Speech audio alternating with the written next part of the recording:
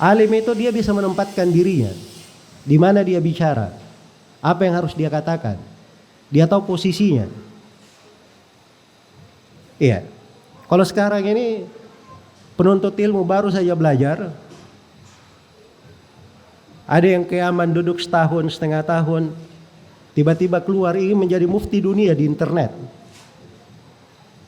Komentar masalah-masalah viral, masalah-masalah politik, merusak dakwah. Iya. Orang-orang awam apa tahunya mereka dalam hal itu? Oh, lihat aja bagus. Gitu. Tapi itu bukan berjalan di atas etika ilmu yang seperti itu. Dia bicara benar pun dia keliru. Karena dia mengambil posisi bukan pada tempatnya, itu bukan posisi dia. Jadi harus paham hal-hal yang seperti ini. Itu etika dalam ilmu. Adab.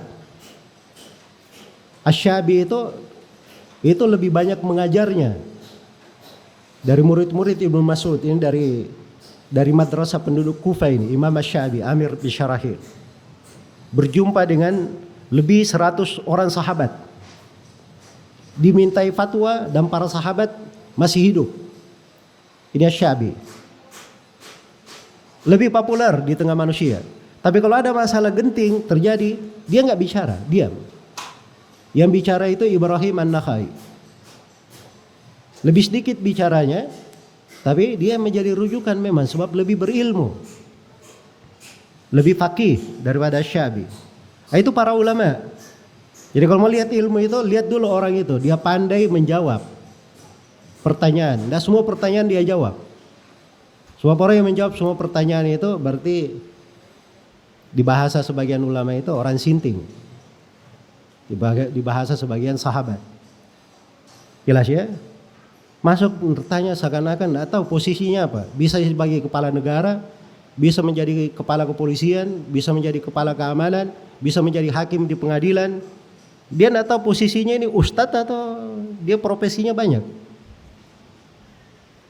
Ilmu itu harus dia tahu posisi. Itulah fungsinya seorang itu belajar. Kenapa kita pelajari dari biografi para ulama? Supaya kita kenal para salaf itu kayak bagaimana. Orang-orang yang berilmu itu kayak bagaimana. Supaya indah pembahasan ilmu itu. Iya. Nah belakangan ini banyak fitnah-fitnah ya disebabkan orang-orang bicara bukan pada tempatnya. Bicara bukan pada tempatnya. Dan ini harus diperbaiki, harus dirapikan. Dan seorang penuntut ilmu juga dia harus tahu guru-guru itu. Jangan dia cuma lihat oh ini viral di internet, ini terkenal. Ya. Viral gara-gara dibubarkan kajiannya tiba-tiba jadi ustadz tersohor sana sini padahal belajarnya sedikit. Ini merusak namanya. Dan tidak cocok. Seorang misalnya membantu orang yang seperti itu akhirnya membuat dia magrur, tertipu, membahayakan dirinya sendiri.